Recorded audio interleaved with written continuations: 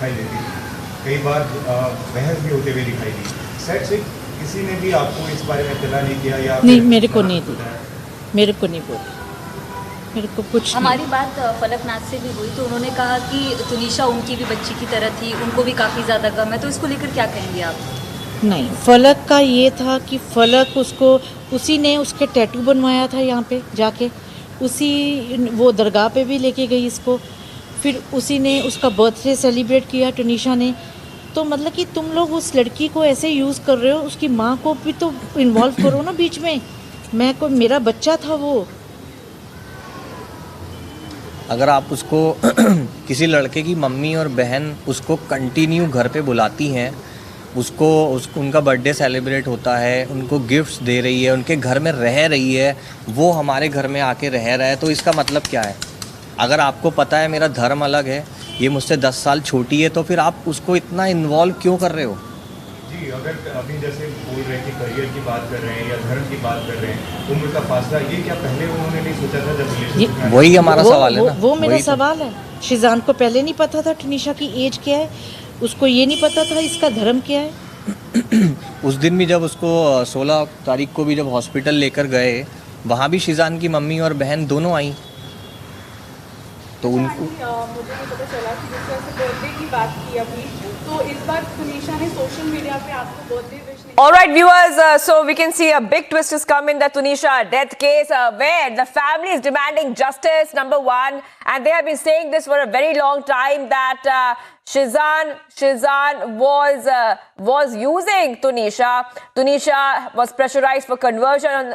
These are very, very big allegations coming in from the family right now, from the family members of Tunisha, as the death probe in the case continues. And she's also saying that Tunisha was lured with expensive gifts. All right, on that note, let's go ahead to the other story tracking right now. And what we can tell you, viewers, is that cricketer Rishabh Pant. Cricketer Rishabh Pant's car met with an accident between somewhere close to Haridwar district. He has been shifted to the Max Hospital, Dehradun, after giving primary treatment at Roorkee Civil Hospital. The accident took place on NH58 of this area in Haridwar district. Now, the visuals of that are on your screen right now, where the CCTV footage has been accessed by Republic TV. So this is the visual on your screen where the CCTV of the accident has been captured, viewers, where cricketer Rishabh Pant's car met with the accident between a place called Mangalore and Narsan in the Haridwar district. He has been shifted to the Max Hospital, Dehradun, after giving primary treatment at the Roorkee Civil Hospital. The accident took place on NH58 of the police station area. So viewers, those are the visuals as well. And the cricketer is quite injured, as you can clearly see on your screen, viewers. He has survived that accident. It was a serious car crash case. You can see that the car crashed and it's a very, very serious accident which had transpired there in Haridwar district. Thankfully, the cricketer Rishabh Pant, he has survived, but he is injured. He is injured, viewers. Let's go ahead to Swesha. Swesha, we're seeing the visuals on our screen as well of the cricketer who was injured and he's recovering right now. Take us to the details. Do we know what really caused that car crash in the first place? Oh yes, thankfully he is recovering, Shivangi, and certainly comes in as a huge sense of relief for all his fans who have been praying for his good health.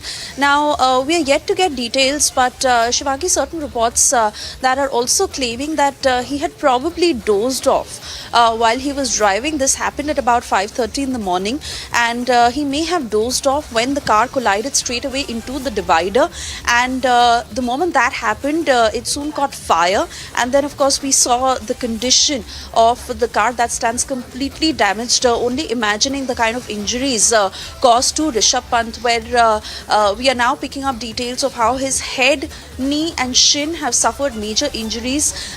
There could be a fracture as well, but we are waiting for the medical bulletin coming out of the hospital, where remember, he is in a bad shape. He was traveling from Uttarakhand to Delhi. He was in his Mercedes car when the accident happened in near Roorkee in Uttarakhand, and the DG of Uttarakhand Police has confirmed that the cricketer was alone in the car at the time that the accident happened.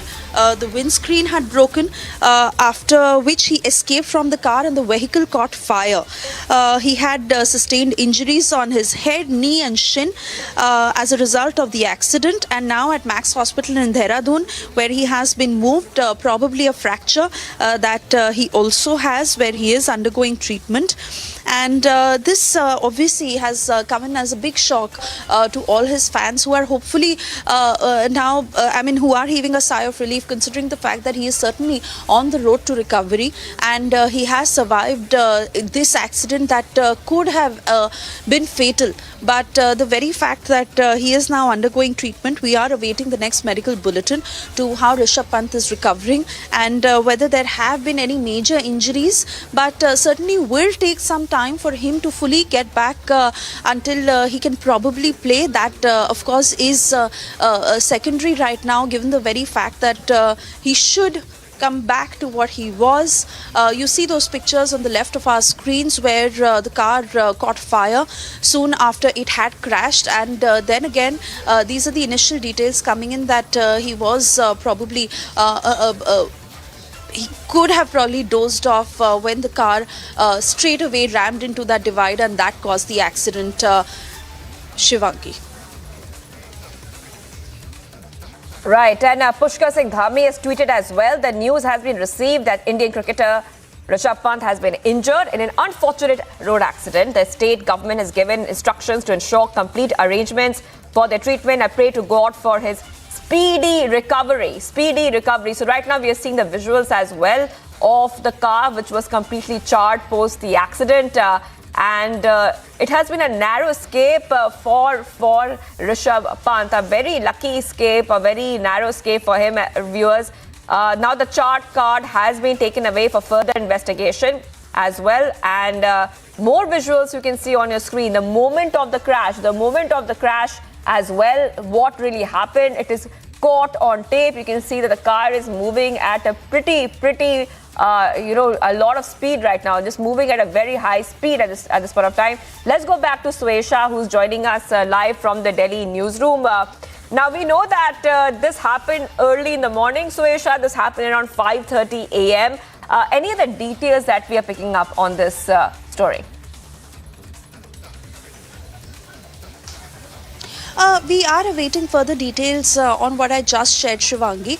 But yes, it was early in the morning. We understand it is winter season in the north, and visibility has taken a hit clearly at the time when he was driving on the highway, and understandably so, where the cars move at a very, very high speed.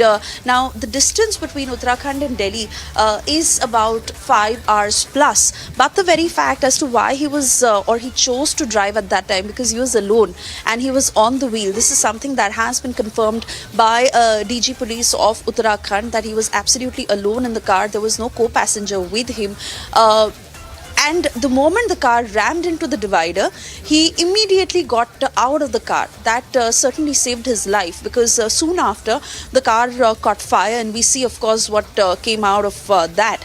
But he was rushed to the hospital. He is currently undergoing treatment at the Max Hospital in Dehradun, where there is a battery of doctors totally trying their level best that the cricketer recovers at the earliest.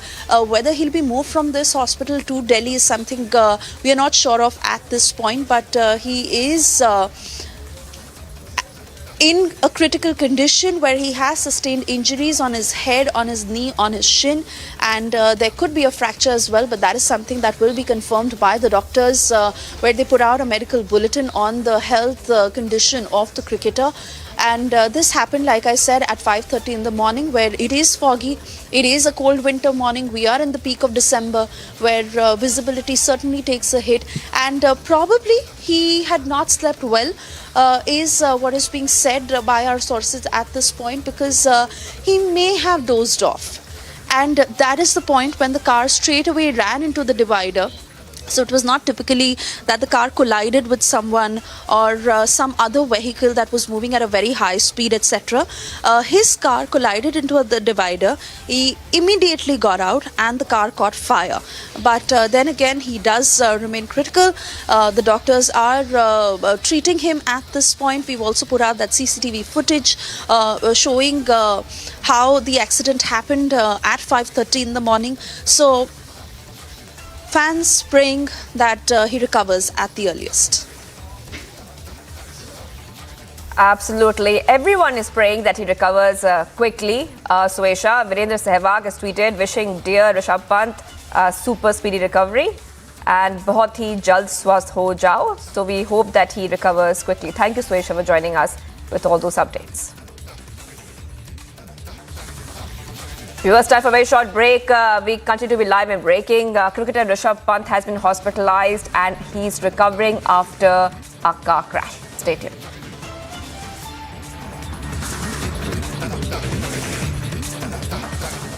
Yesterday, in this very place of the Sidra, this encounter took place. This is the truck in which those terrorists were travelling, this grass they were carrying in, and this is the Kathua made. So it possibly suggests that they loaded this truck from the Kathua area, and somewhat there only the terrorists transferred or shifted to this consignment. But they gathered and they entered this truck only somewhere near Kathua. क्या वो postmortem जो कि एक आम इंसान की जाती है, ये उस तरीके से नहीं की गई? वही मेरे को दुख है। मैं इतना ही बोल सकता हूँ, 101 तक का वो मर्डर है। सच्चाई बताता तो मेरे को भी दबा के छोड़ देती थी। The new thing that the Chinese have done is that now they are buying Indian COVID vaccines on the black market. Now, ladies and gentlemen, I'll have you know that buying Indian COVID vaccines in China is illegal. But the problem is that the Chinese don't trust their own drugs. So there is an illegal trading of Indian vaccines which is happening on Chinese social media. Common Chinese don't have access to global social media. They're not there on Twitter or Facebook because all these are banned and blocked inside China. But on local Chinese social media platforms, they are trading Indian drugs.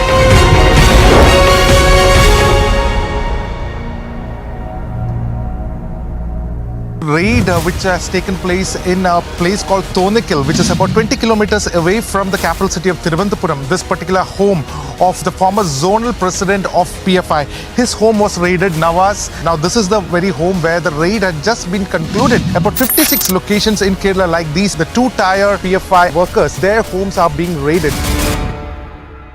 Yesterday, in this very place of the Sidra, this encounter took place. This is the truck in which those terrorists were travelling, this grass they were carrying in, and this is the Kathua made. So it possibly suggests that they loaded this truck from the Kathua area, and somewhat there only the terrorists transferred or shifted to this consignment. But they gathered and they entered this truck only somewhere near Kathua. क्या वो postmortem जो कि एक आम इंसान की जाती है, ये उस तरीके से नहीं की गई? वही मेरे को दुख है। मैं इतना ही बोल सकता हूँ, 101 तक का वो मर्डर है। सच्चाई बताता तो मेरे को भी दबा के छोड़ देती थी। The new thing that the Chinese have done is that now they are buying Indian COVID vaccines on the black market. Now, ladies and gentlemen, I'll have you know that buying Indian COVID vaccines in China is illegal. But the problem is that the Chinese don't trust their own drugs. So there is an illegal trading of Indian vaccines which is happening on Chinese social media.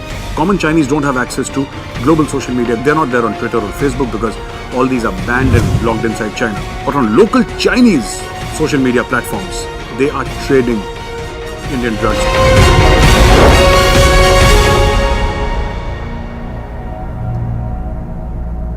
Raid which has taken place in a place called Thonakil, which is about 20 kilometers away from the capital city of Thiruvananthapuram. This particular home of the former zonal president of PFI. His home was raided, Nawaz. Now this is the very home where the raid had just been concluded. About 56 locations in Kerala like these, the two-tier PFI workers, their homes are being raided. Yesterday, in this very place of the Sidra, this encounter took place. This is the truck in which those terrorists were traveling. This grass they were carrying in, and this is the Kathua made. So it possibly suggests that they loaded this truck from the Kathua area, and somewhat there only the terrorists transferred or shifted to this consignment. But they gathered and they entered this truck only somewhere near Kathua. क्या वो postmortem जो कि काम इंसान की जाती क्या ये उस तरीके से नहीं की गई? नहीं की गई, वही मेरे को दुख है। मैं इतना ही बोल सकता हूँ, 101 तक का वो मर्डर है। सच्चाई बताता तो मेरे को भी दबा के छोड़ देती थी। The new thing that the Chinese have done is that now they are buying Indian COVID vaccines on the black market. Now, ladies and gentlemen, I'll have you know that buying Indian COVID vaccines in China is illegal. But the problem is that the Chinese don't trust their own drugs. So there is an illegal trading of Indian vaccines which is happening on Chinese social media. Common Chinese don't have access to global social media. They're not there on Twitter or Facebook because all these are banned and blocked inside China. But on local Chinese social media platforms, they are trading Indian drugs.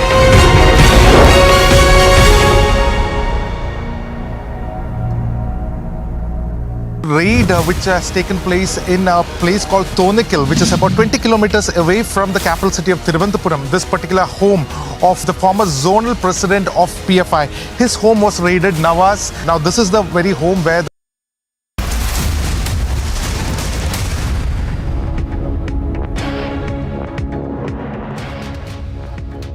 Viewers, a very good morning. You're watching Live with Breaking. Let's go to the top story we're tracking right now. Cricketer Rishabh Pant's car met with an accident in Haridwar district, and he has been shifted to the Max Hospital, Dehradun, after giving primary treatment at the Roorkee Civil Hospital. The accident took place on NH 58 area. Now, viewers, right now you can see the visuals on the screen as well.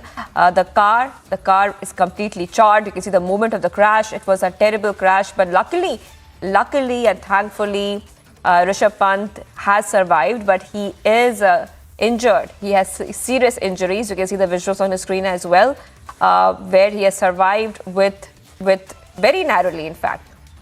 He has got injuries on his head, back and leg, but is stable and currently hospitalized. Let's go to Suesha, who has the latest on this story. Suesha, just take us through exactly what we know so far.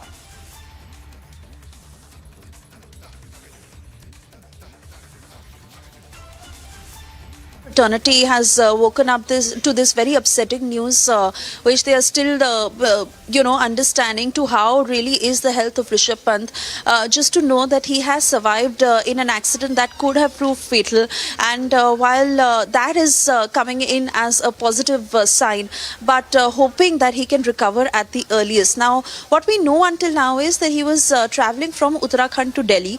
He was alone in the car. He was on the wheel, and this is something that has been confirmed by the police. Visibility obviously having taken a hit in the north due to a very cold winter morning, and it is fairly dark at that point. That is very, very evident from the CCTV footage also that Republic has been able to access, that gives you a sense of how the accident occurred. Now, some reports coming out, Shivangi, on how he may have dozed off in the car, and he may not have been completely attentive, is when the car went and collided into that divider. That's when he gathered senses and quickly came out of that car. Good sense prevailed, and that saved him, because soon after the car caught fire, and those pictures in the middle of your screen showing how the car was completely charred in that accident is when Rishabh Pant was rushed to the hospital. He is at a hospital in Dehradun, where Chief Minister Pushkar Singh Dhami is saying that he is monitoring every development and what the doctors are saying, as a battery of doctors right now working to treat Rishabh Pant, hopefully that he can recover at the earliest. We are also getting details of how he's received injuries on his head, on his knee and on his shin.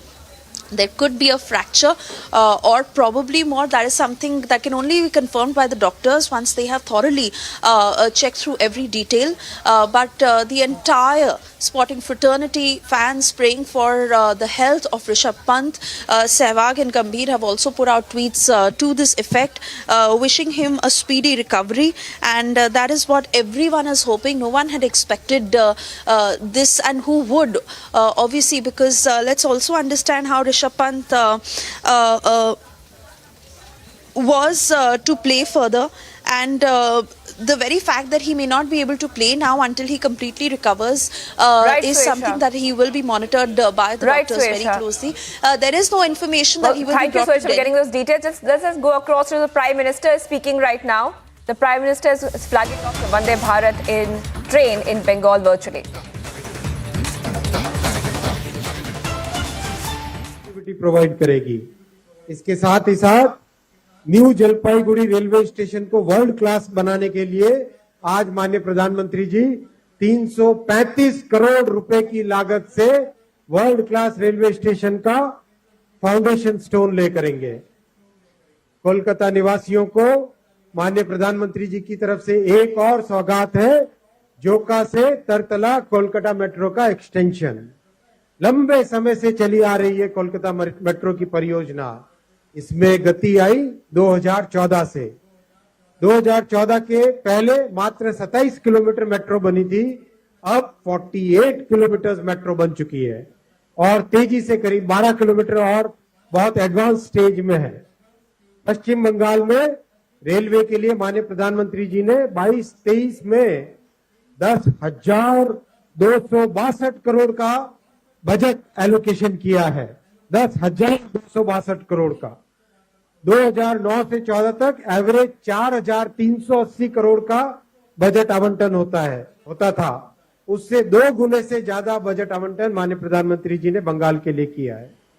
माननीय प्रधानमंत्री जी ने waste Bengal के लिए यथेष्ट funds की व्यवस्था की है और रेलवे की टीम प्रोजेक्ट्स के एग्जीक्यूशन के लिए प्रतिबद्ध है। स्टेट गवर्नमेंट की तरफ से और सहयोग मिलेगा। पश्चिम बंगाल में एक आधुनिक रेलवे नेटवर्क का निर्माण होगा। माननीय प्रधानमंत्री जी का मंत्र है सबका साथ, सबका विकास, सबका विश्वास और सबका प्रयास। सभी के प्रयासों से ही सबका विकास संभव है। आइए इस पवित्र अवसर पर हम सभी संकल्प लेते हैं कि हम पश्चिम बंगाल को विकसित राज्य बनाने के लिए मिलकर प्रयास करेंगे। धन्यवाद। जय हिंद। बहुत बहुत धन्यवाद सर। अब मैं आज के कार्यक्रम की विशिष्ट अतिथि आदरणीय मुख्यमंत्री महोदया सुश्री ममता बनर्जी से मैं सादर निवेदन करता हूं कि वो हम सभी को संबोधित करें।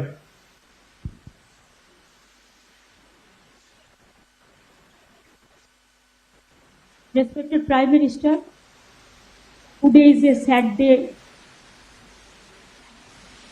for you personally, and it's a great loss.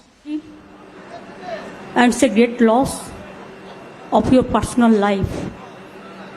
I pray to God, may God give you the strength and bless you so that you can love your mother with your action and your activity. Sir, I convey my gratitude to you because you are supposed to come to West Bengal today.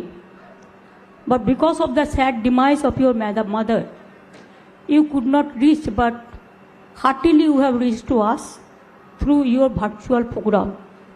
Even I will request you make the program cut to short, and please take rest because just you are coming from the cremation.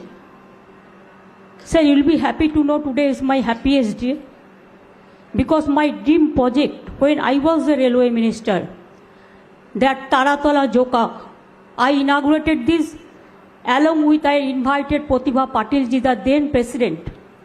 And also I must thank today the then Kolkata Corporation chairman, Shobhan Chattopadhyay, because he collected all the land for this Joka rail station, for Taratala rail station, and my urban minister Firad Hakim.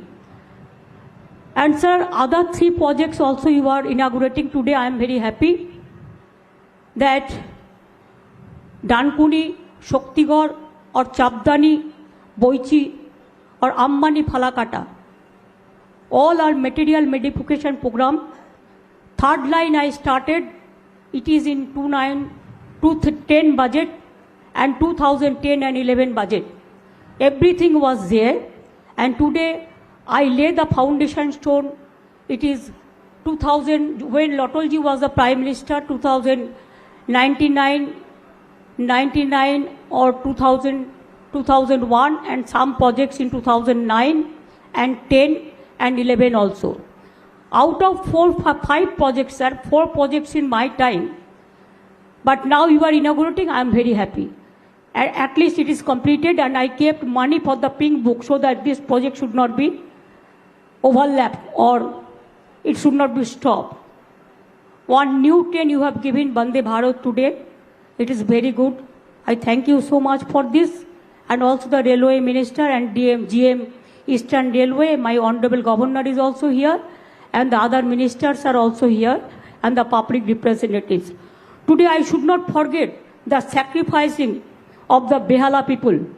10 years they suffered because the railway work was, construction work was going on.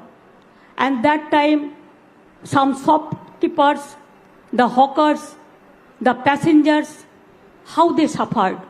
And today their dream, আমার স্বপ্নের programme আজকে implemented হচ্ছে। আমি বেহালাবাসী সহ সারা পশ্চিম বাংলাকে ধন্যবাদ জানাচ্ছি। And sir, you will be happy, when I was a railway minister, I submitted one white paper and also one 2010 vision. That vision document, railway minister must be knowing that 50 world-class station is being kept there, along with that Jalpaiguri is also was there. So I am very happy that Bengal is getting this, and there are so many other 49 world-class stations. On behalf of West Bengal people, I thank you so much. You have taken trouble to come over here today. And thank you so much for giving me this opportunity. Thanks a lot. Please take some rest. And I do not know how to give my condolences message to your family members and the others, because mother is no substitute to any other. Your mother means our mother also. I remember my mother also. Sir, may God give you the strength to continue your work with this. This is a very sad day for you, but you are coming virtually. It is your great honor, and you pay respect through your activities to your mother.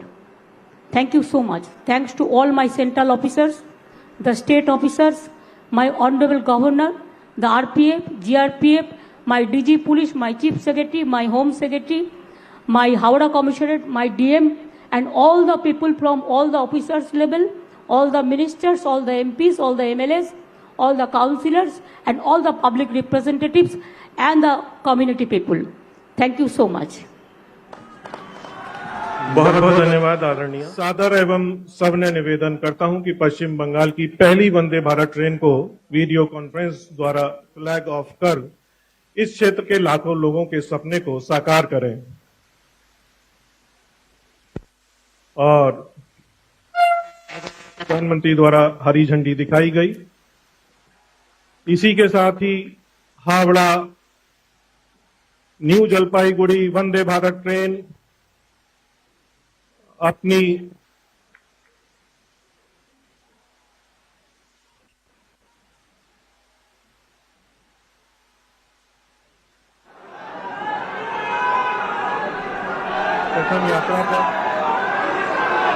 प्रथम यात्रा पर और यहां पर उपस्थित सभी विशिष्ट अतिथि भी हरी झंडी दिखाकर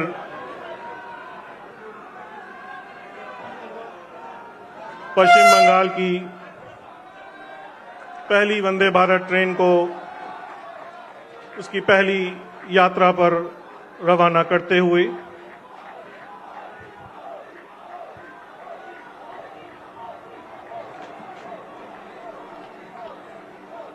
बेहद महत्वपूर्ण क्षण।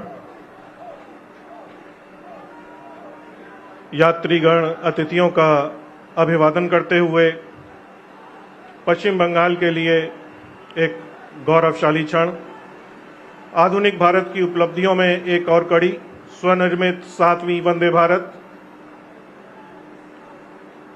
वंदे भारत की मधुर सौगात पश्चिम बंगाल के निवासियों के लिए एक अनुपम भेंट, जो उनकी यात्रा को सुगम एवं सुखद बनाएगी। वंदे भारत की सेवा व्यवसाय और चिकित्सा के क्षेत्र में भी अवसरों के नए द्वार खोलेगी। पश्चिम बंगाल के पर्यटन पर भी सकारात्मक प्रभाव डालेगी।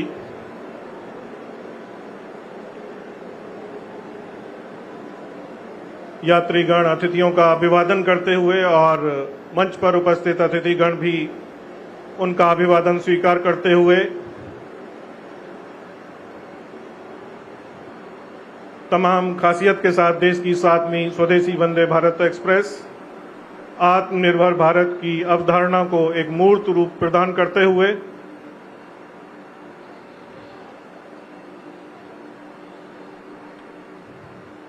गति, सेवा, सुरक्षा का पर्याय वंदे भारत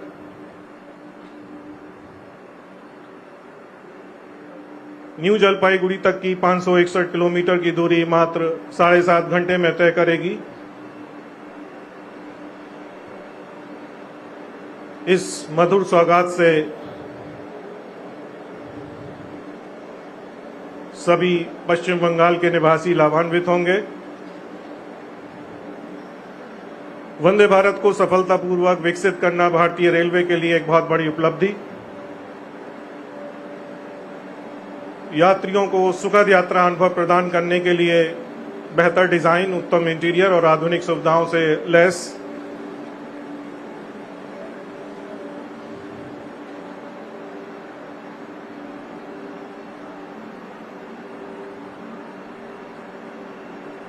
धीरे धीरे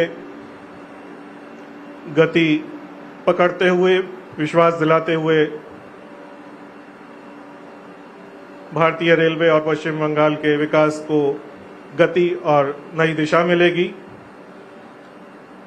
हर कोच में on board wifi infotainment, GPS आधारित यात्री सूचना प्रणाली जैसे फीचर हैं। साथ साथ रोगाणु मुक्त वातानुकूलित हवा की आपूर्ति के लिए भी इंटेलिजेंट एयर कंडीशनिंग सिस्टम का प्रावधान किया गया।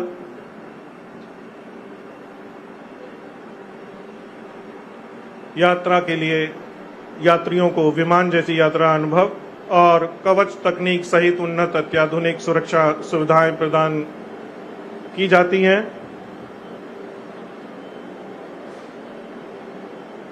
यात्रियों के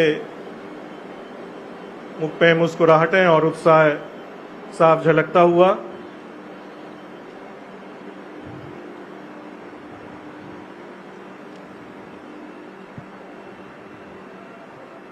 हावड़ा स्टेशन के लिए एक गौरवशाली क्षण, अतीत और वर्तमान मिलते हुए जहां भविष्य को एक नई दिशा मिलेगी।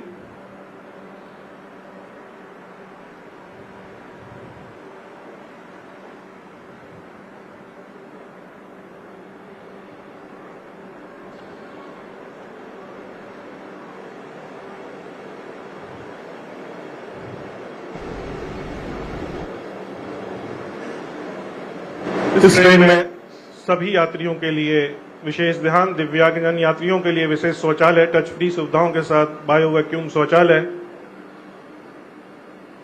यात्री सुरक्षा एवं संरक्षा को महत्व देते हुए सभी कोचों में fire detection and suppression system,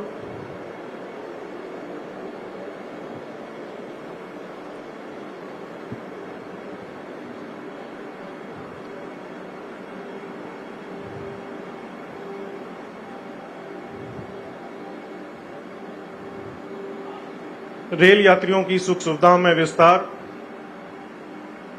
विकास में सतत योगदान, इसके लिए प्रतिबद्ध भारतीय रेलवे, जिसका एक प्रतिरूप आपके सम्मुख प्रस्तुत वंदे भारत गति पकड़ते हुए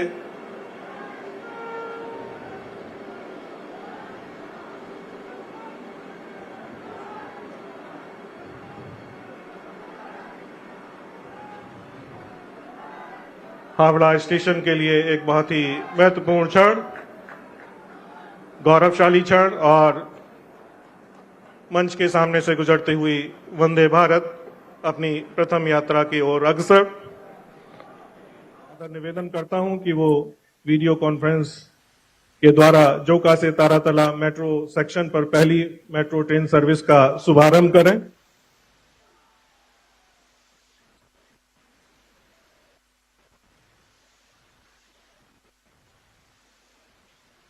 और इसी के साथ चालक दल ने भी हरी झंडी दिखाई और जोका से नई मेट्रो ट्रेन की प्रथम यात्रा का शुभारंभ। बहुत बहुत धन्यवाद सर। अब जोका से तारातला तक मेट्रो सेवा आम जन के लिए उपलब्ध रहेगी।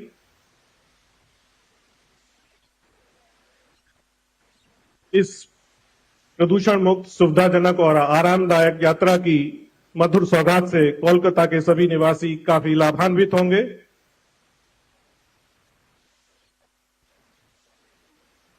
बहुत बहुत धन्यवाद।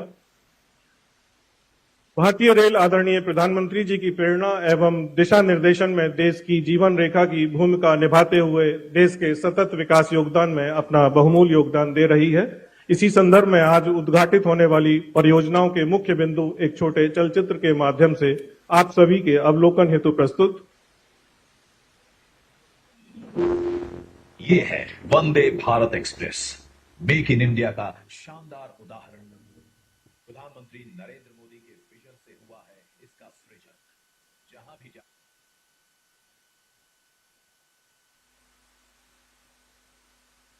प्रधानमंत्री नरेंद्र मोदी के विजन से हुआ है इसका सृजन। जहां भी जाती है साथ में लाती है सौगातें और समृद्धि की बहार।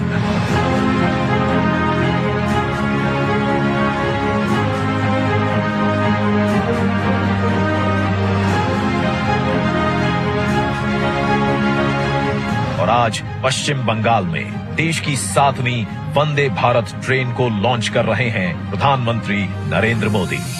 गति, सुरक्षा और सेवा के ध्येय के साथ निर्मित वंदे भारत एक्सप्रेस नए भारत के तेजी से बदलते रेलवे का नया चेहरा है।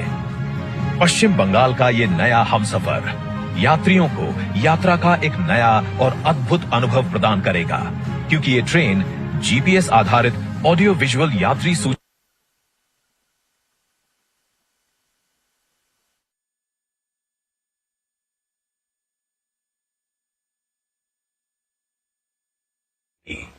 गैंगटॉक, दार्जिलिंग जाने वाले पर्यटकों की संख्या बढ़ाएगी, क्षेत्र में व्यवसाय और अर्थव्यवस्था को मजबूती देगी। वंदे भारत के साथ पश्चिम बंगाल को कई बड़ी रेल परियोजनाओं की सौगात मिल रही है, जिन्हें रिकॉर्ड समय में पूरा किया गया है। भारतीय रेलवे में भी जितनी अधीरता नए प्रोजेक्ट्स की प्लानिंग की है, उतनी ही गंभीरता उनको समय पर पूरा करने की भी है। भारत के शहरी परिवहन को सरल, सुलभ और पर्यावरण के प्रति कम दुष्प्रभावी बनाने के लिए सरकार तेजी से शहरों में मेट्रो सुविधा का प्रसार कर रही है। कोलकाता वासियों की सुविधा के लिए हो रहा है इसी प्रयास का विस्तार। आज प्रधानमंत्री नरेंद्र मोदी द्वारा कोलकाता के जोका से तारातल्ला तक मेट्रो रेल सेवा का शुभारंभ हो रहा है। अब कोलकाता का दक्षिणी हिस्सा भी शहर के मुख्य बिजनेस एरिया से जुड़ेगा। 6.5 किलोमीटर लंबे इस रूट में 6 एलिवेटेड स्टेशन हैं। डायमंड हार्बर का सफर जो सड़क से 30 से 40 मिनट में पूरा होता है, अब मेट्रो से 15 मिनट में पूरा होगा और इसका फायदा प्रतिदिन सफर करने वाले 25 से 30 हजार लोगों को मिलेगा। New Jalpaiguri station redevelopment project का भी आज शिलान्यास हो रहा है। जून 2025 तक ये स्टेशन विश्व स्तरीय सुविधाओं से युक्त पूर्वोत्तर का पहला अंतरराष्ट्रीय ट्रेन टर्मिनल बनेगा। इस हेरिटेज टर्मिनल को अगले 45 सालों तक रेल ट्रैफिक सुगम बनाने के विजन के साथ डिजाइन किया गया है। ट्रैफिक मैनेजमेंट, पोडियम पार्किंग, आगमन और प्रस्थान के लिए अलग द्वार, दिव्यांगों के लिए अलग सुविधाओं के साथ सीसीटीवी से लैस इस स्टेशन को ग्रीन बिल्डिंग बनाने के लिए सोलर एनर्जी, जल संरक्षण, वर्षा जल संचय की व्यवस्था होगी। साथ ही आज पश्चिम बंगाल को मिल रही है कई और सौगातें। 25.83 किलोमीटर लंबी पैंची शक्तिगढ़ थर्ड लाइन, जिससे हावड़ा और वर्धमान के मध्य बढ़ेगी यात्रियों की संख्या। 25.41 किलोमीटर लंबी दानकुनी चंदनपुर फोर्थ लाइन, जो बढ़ाएगी यात्रियों की सुविधा, छोटे व्यापारियों और श्रमिक वर्ग को होगा लाभ। निम्तिता new Farakka double line track, जिससे हावड़ा और गुवाहाटी के बीच सफर में लगेगा कम समय। और अंबारी फालाकाता न्यू मैनागुड़ी गुमानीहाट डबलिंग प्रोजेक्ट, जिससे कूच बिहार और जलपाईगुड़ी क्षेत्र के विकास के खुलेंगे द्वार। यात्रा का समय घटेगा और क्षेत्रीय व्यापार बढ़ेगा। प्रधानमंत्री नरेंद्र मोदी के नेतृत्व में आजादी के बाद पहली बार भारतीय रेल की क्षमता को इतने बड़े स्तर पर इस्तेमाल किया जा रहा है। अब भारतीय रेल देश के साथ साथ संस्कृति, पर्यटन, तीर्थाटन को भी एक सूत्र में पिरो रही है। देश की प्रगति को मिलती रहे एक नई गति, इसके लिए निरंतर प्रयासरत है भारतीय rail.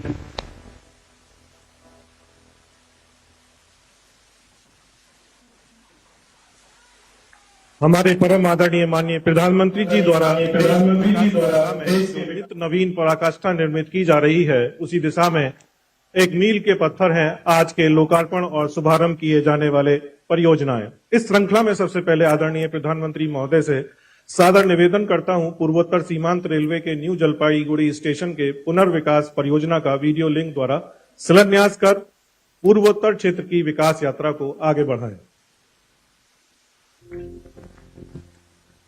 New Jalpaiguri railway station को 337 करोड़ रुपए की लागत से विश्व स्तरीय सुविधाओं के साथ पहले अंतर्राष्ट्रीय ट्रेन टर्मिनल के रूप में 30 महीने की लक्षित अवधि में पुनर्विकसित किया जाएगा।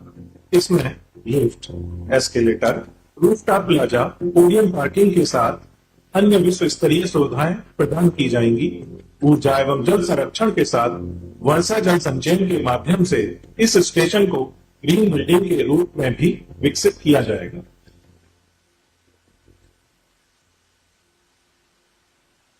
आदरणीय प्रधानमंत्री जी से रिमोट द्वारा जोका तारातला मेट्रो खंड का लोकार्पण करने का सादर अनुरोध।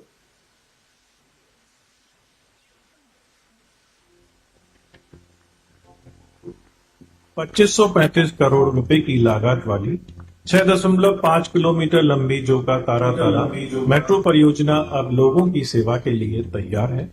यह बहुत गर्व का विषय है कि कोलकाता में मेट्रो नेटवर्क की स्थापना के बाद से इसी एक वर्ष में मेट्रो रेलवे नेटवर्क में सबसे अधिकतम विस्तार 14.23 किलोमीटर का विस्तार वर्तमान वर्ष में हासिल किया गया।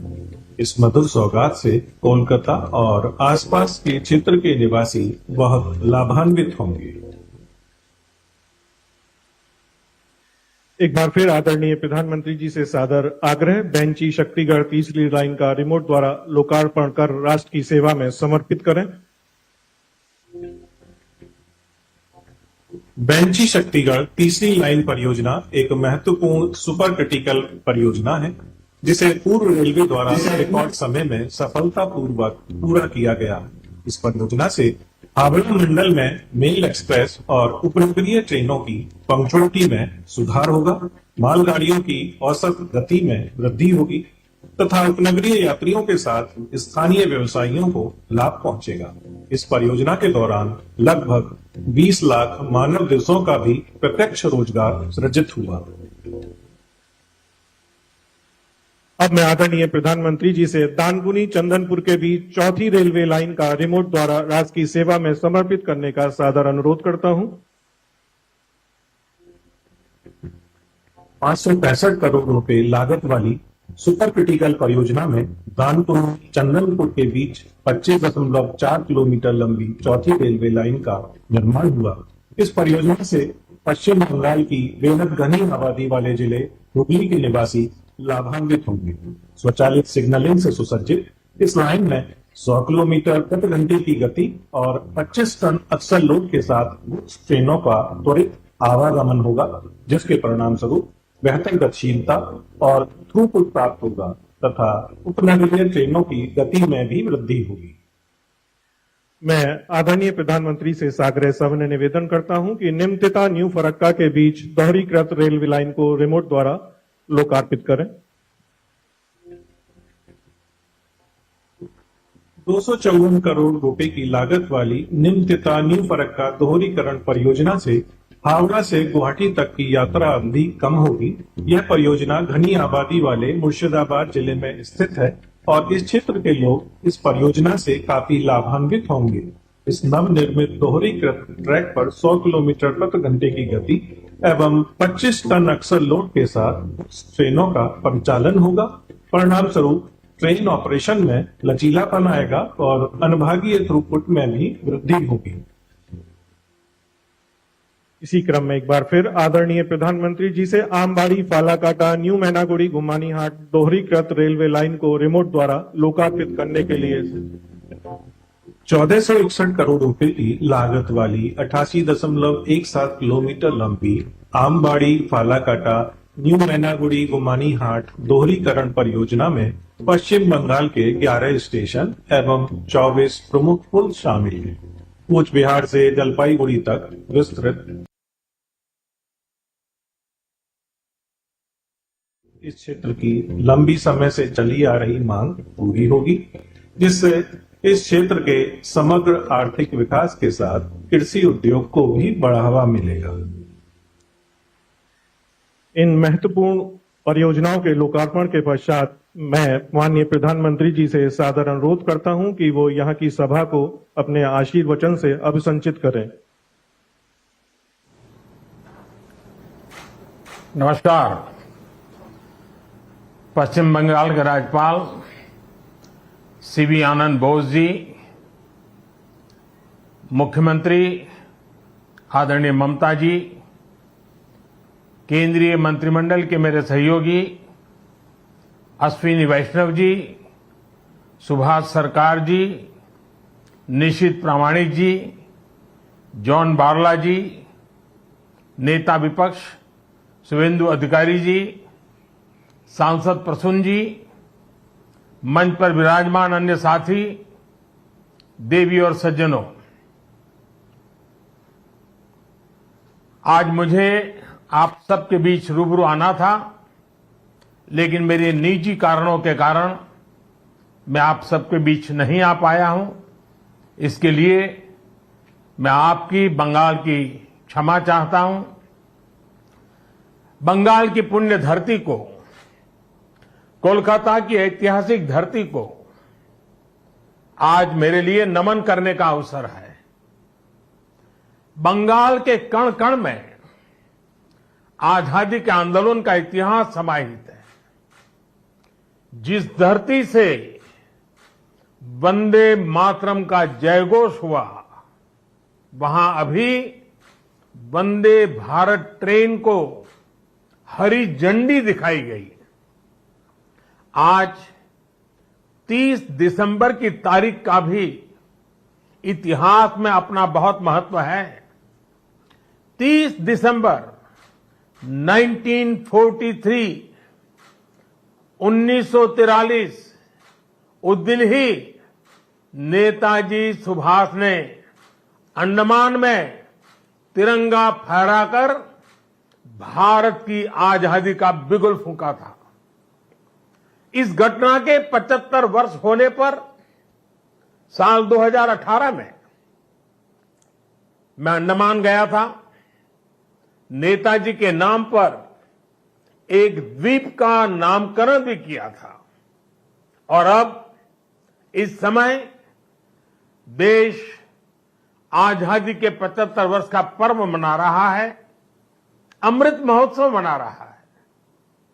इसी अमृत महोत्सव में देश ने 475 वंदे भारत ट्रेन शुरू करने का संकल्प लिया था।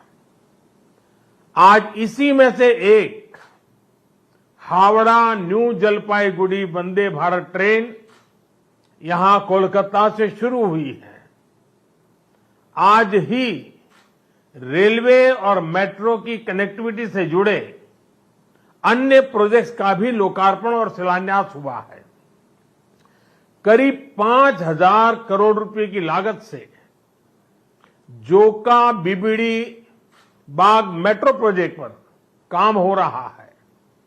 इसमें से जोका तरालता मेट्रो रूट बनकर तैयार हो गया है। इससे शहर के लोगों की ईज ऑफ लिविंग और बढ़ेगी। साथियों, कुछ देर बाद ही मुझे गंगा जी की स्वच्छता और पीने के पानी से जुड़ी अनेक परियोजनाएं पश्चिम बंगाल को सौंपने का अवसर मिलेगा। नमामि गंगे मिशन के तहत पश्चिम बंगाल में सीवरेज के 25 से ज्यादा प्रोजेक्ट्स को मंजूरी दी गई है। इनमें से 11 प्रोजेक्ट पहले ही पूरे हो चुके हैं और 7 प्रोजेक्ट आज पूरे हो रहे हैं। आज 1,500 करोड़ की लागत से 5 नई परियोजनाओं पर काम भी शुरू हो रहा है। इसमें जो प्रमुख है वो है आदि गंगा नदी का पुनरुद्धार। मुझे बताया गया है कि अभी आदि गंगा नदी की स्थिति दुर्भाग्य से बहुत खराब है। इसमें जो कूड़ा कचरा गिरता है, सीवर का गंदा पानी गिरता है, उसकी सफाई के लिए 600 करोड़ रुपए से अधिक का आधुनिक इंफ्रास्ट्रक्चर तैयार किया जा रहा है। हम लोग अक्सर व्यक्ति के जीवन में प्रिवेंटिव हेल्थ केयर की बात तो करते रहते हैं और हम कहते हैं कि दिनचर्या वो होनी चाहिए कि बीमारी की नौबत ही ना आए। ठीक इसी तरह नदी की गंदगी को साफ करने के साथ ही केंद्र सरकार प्रिवेंशन पर भी बहुत जोर दे रही है और इस प्रिवेंशन का सबसे बड़ा और आधुनिक तरीका है ज्यादा से ज्यादा आधुनिक सीवेज ट्रीटमेंट प्लांट। आने वाले 10-15 साल बाद की जरूरतों को ध्यान में रखते हुए देश में आज ही आधुनिक सीवेज ट्रीटमेंट प्लांट लगवाए जा रहे हैं। आजादी के अमृत काल में हमें फॉरवर्ड लुकिंग सोच और अप्रोच के साथ देश को आगे ले जाना है। साथियों, इस 21वीं सदी में भारत के तेज विकास के लिए भारतीय रेलवे का भी तेज विकास, भारतीय रेलवे में तेज सुधार, ये सारी बातें बहुत जरूरी हैं। इसलिए आज केंद्र सरकार भारतीय रेलवे को आधुनिक बनाने के लिए, रेलवे इंफ्रास्ट्रक्चर को आधुनिक बनाने के लिए रिकॉर्ड इन्वेस्टमेंट कर रही है। आज भारत में भारतीय रेलवे के कायाकल्प का राष्ट्रव्यापी अभियान चल रहा है। आज वंदे भारत, तेजस, हमसफर जैसी आधुनिक ट्रेनें देश में बन रही हैं। आज विस्टाडोम कोचेज रेल यात्रियों को नए अनुभव करा रहे हैं। आज सुरक्षित आधुनिक कोचेज की संख्या में रिकॉर्ड वृद्धि हो रही है। आज रेलवे स्टेशन को भी एयरपोर्ट की तरह विकसित किया जा रहा है। न्यू जलपाईगुड़ी स्टेशन भी इसी लिस्ट में शामिल है। आज रेलवे लाइनों का दोहरीकरण, रेलवे लाइनों का बिजलीकरण जिस रफ्तार से हो रहा है वो पहले कभी नहीं हुआ। देश में जो ईस्टर्न और वेस्टर्न डेडिकेटेड फ्रेट कॉरिडोर बन रहे हैं वो लॉजिस्टिक्स सेक्टर में क्रांतिकारी बदलाव लाने वाले हैं। सुरक्षा हो, स्वच्छता हो, सामर्थ्य हो, सामंजस्य हो, समय की पाबंदी हो, सहूलियत हो, भारतीय रेलवे आज एक नई पहचान बनाने की हम सबकी कोशिश रंग ला रही है। बीते 8 वर्षों में भारतीय रेलवे ने आधुनिकता की नींव पर काम किया है। अब आने वाले 8 वर्ष में हम भारतीय रेलवे को आधुनिकता की नई यात्रा पर निकलते हुए देखेंगे। भारत जैसे युवा देश के लिए भारतीय रेल भी युवा अवतार लेने जा रहा है और इसमें निश्चित तौर पर 475 से ज्यादा वंदे भारत ट्रेनों की बड़ी भूमिका होगी। साथियों, आजादी के बाद के 7 दशकों में 20,000 रूट किलोमीटर रेल लाइन का बिजलीकरण हुआ। वहीं 2014 में हमारी सरकार बनने के बाद बीते 7-8 वर्षों में ही 32,000 रूट किलोमीटर से ज्यादा रेल लाइन का बिजलीकरण हो चुका है। ये है देश के काम करने की रफ्तार, रेलवे के आधुनिकीकरण की रफ्तार। और इस रफ्तार को तेज करने के लिए अब भारत में दुनिया के सबसे शक्तिशाली बिजली के रेल इंजनों का भी तेजी से निर्माण हो रहा है। साथियों, आज के भारत की स्पीड और स्केल का एक और प्रमाण हमारा मेट्रो रेल सिस्टम है। कोलकाता के लोग जानते हैं कि दशकों से मेट्रो रेल पब्लिक ट्रांसपोर्ट का कितना बेहतरीन माध्यम रही है। 2014 से पहले तक देश में कुल मेट्रो नेटवर्क 250 किलोमीटर से भी कम था और इसमें भी सबसे बड़ी हिस्सेदारी दिल्ली एनसीआर की ही थी। केंद्र सरकार ने इस स्थिति को भी बदलता हुआ है, उसको बदलने का पूरा प्रयास किया है और बहुत तेजी से बदला है। बीते 8 वर्षों में हमने मेट्रो का 2 दर्जन से अधिक शहरों तक विस्तार किया है। आज देश के अलग अलग शहरों में लगभग 800 किलोमीटर ट्रैक पर मेट्रो चल रही है। 1000 किलोमीटर के नए मेट्रो रूट पर तेजी से काम चल रहा है। जोका बिबिड़ी बाग मेट्रो परियोजना इसी संकल्प का हिस्सा है। साथियों, पिछली सदी के भारत की 2 और बड़ी चुनौतियां रही हैं जिन्होंने देश के विकास पर बहुत नकारात्मक असर डाला है। एक चुनौती रही इंफ्रास्ट्रक्चर के कार्यों में विभिन्न एजेंसियों में तालमेल की कमी और दूसरी चुनौती रही ट्रांसपोर्ट के विभिन्न साधनों में भी आपसी तालमेल का जीरो होना। इसका नतीजा ये हुआ कि सरकार के एक विभाग को पता ही नहीं होता था कि दूसरा विभाग कहां नया काम शुरू करने वाला है। इसका खामियाजा देश के ईमानदार टैक्स पेयर को उठाना पड़ता था। देश का ईमानदार टैक्स पेयर हमेशा से सरकारी पैसे की बर्बादी से, परियोजनाओं में देरी से, भ्रष्टाचार से नफरत करता है। जब वो देखता है कि उसकी गाड़ी कमाई से दिए हुए टैक्स से गरीब का नहीं बल्कि किसी भ्रष्टाचारी का भला हो रहा है, तो उसका खिन्न होना स्वाभाविक है।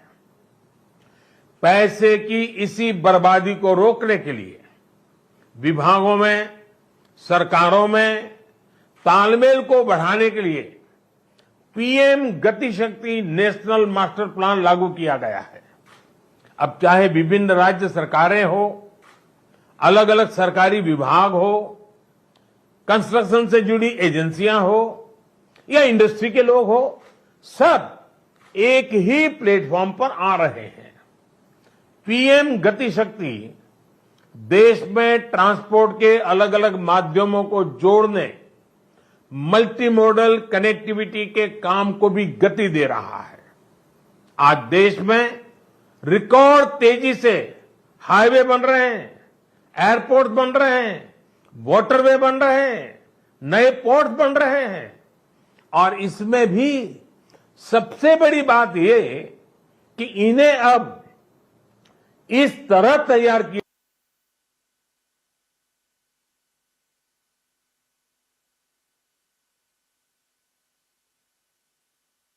हाईवे बेहतर तरीके से रेलवे स्टेशनों से कनेक्ट हो, रेलवे स्टेशन एयरपोर्ट से कनेक्टिविटी हो, लोगों को ट्रांसपोर्टेशन के दौरान सीमलेस कनेक्टिविटी भी मिले।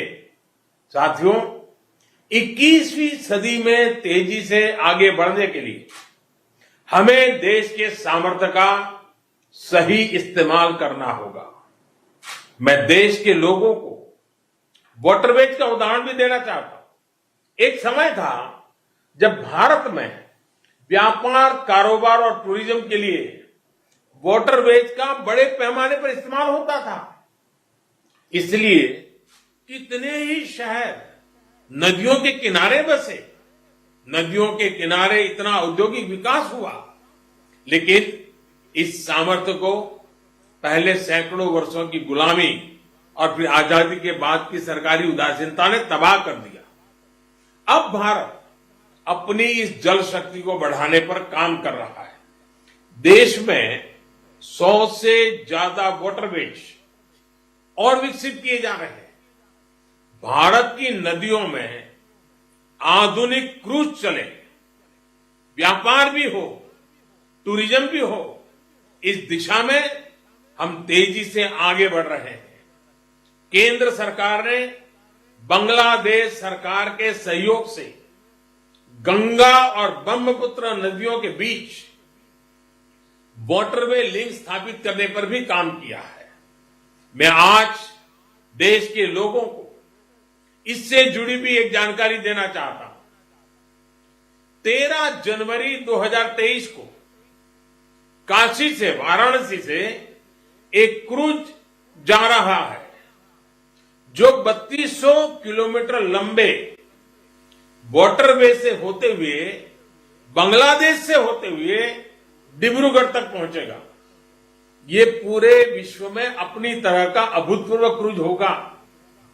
ये भारत में बढ़ते क्रूज टूरिज्म का भी प्रतिबिंब बनेगा। मैं पश्चिम बंगाल के लोगों से भी आग्रह करूंगा कि इसका जरूर लाभ उठाएं।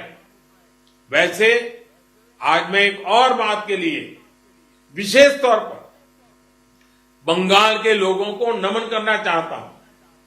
बंगाल के लोगों में देश की मिट्टी के प्रति जो प्रेम रहा है, उसका तो मैं हमेशा कायल रहा हूं।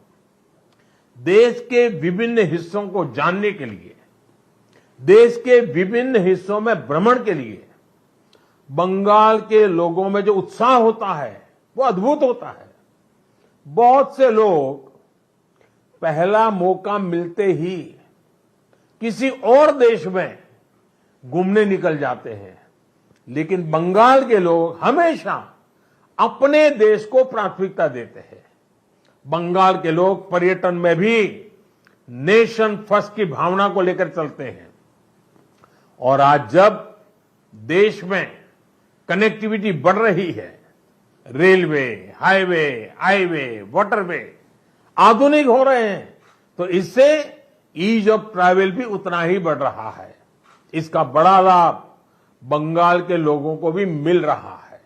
साथियों, गुरुदेव टैगोर द्वारा रचित प्रसिद्ध पंक्तियां हैं, ओ ओमार देशेर माटी, तोमार पौरे ठेकाई माथा, यानी हे मेरे देश की माटी, मैं तुम्हारे आगे अपना सर झुकाता हूं। आजादी के इस अमृत काल में मातृभूमि को सर्वोपरि रखते हुए हमें मिलकर काम करना है। आज पूरी दुनिया भारत को बहुत भरोसे से देख रही है। इस भरोसे को बनाए रखने के लिए हर भारतीय को पूरी शक्ति लगा देनी है। हमें हर दिन का उपयोग राष्ट्र निर्माण में करना है, हर पल का उपयोग राष्ट्र निर्माण में करना है।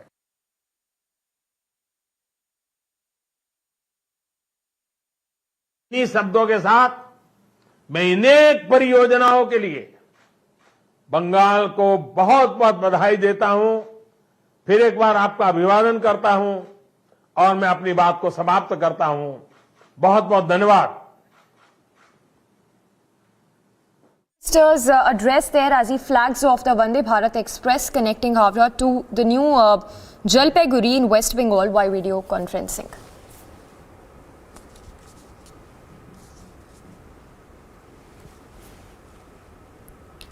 So, Prime Minister resuming work there after the last rites of his mother was performed just a short while back.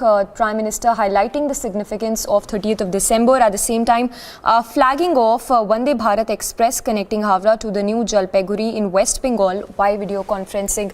So, Prime Minister there saying that there is a need forward-looking approach, and this as he flags off the Vande Bharat Express that would connect Howrah to the new Jalpaiguri.